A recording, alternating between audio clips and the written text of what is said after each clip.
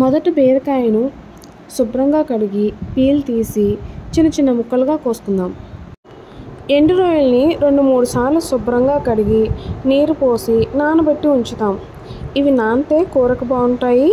Plus దీనిలో ఉన్న ఇసుక రేణువులు ఆ నీరు అడుగు భాగానికి చేరుకుంటాయి.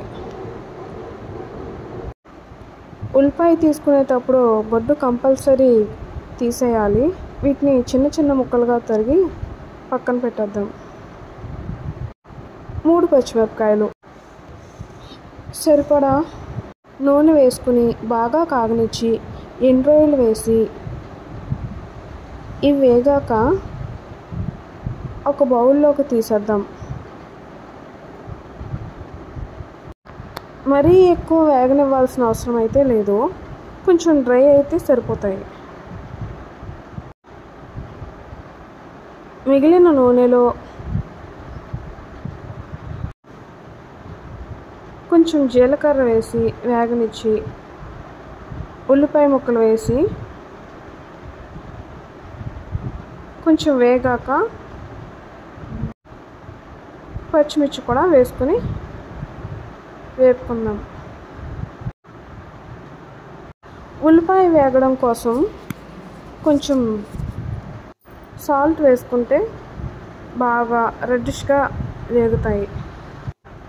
ముందుగా డ్రై చేసిన ఎండు రొయ్యల్ని దేనిలో యాడ్ చేసేద్దాం. ఉల్లిపాయ బాగా వేగి నూనె తేరుకున్నాక బీరకాయ ముక్కలను కూడా వేసి వేపుకుందాం. ఇది ఇలా వేగుతూ ఉండగా దీనిలో చిటికెడు పసుపు, 1 స్పూన్ కారం, సరిపడా ఉప్పు వేసుకుని వేపుకుందాం.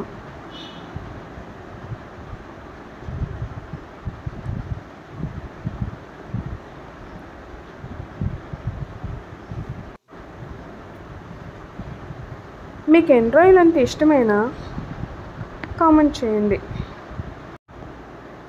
ఇది ఇలా బాగా వేగాక దీనిలో 1/2 గ్లాస్ వరకు వాటర్ వేసుకుందాం.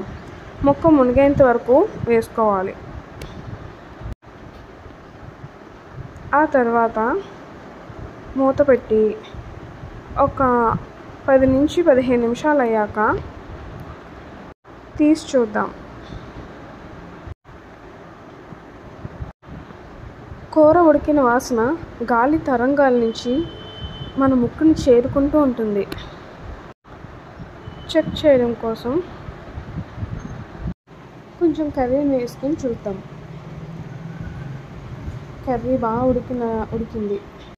వేడి వేడి అన్నంలో ఈ కర్రీ వేసుకొని తింటే అబ్బబ్బా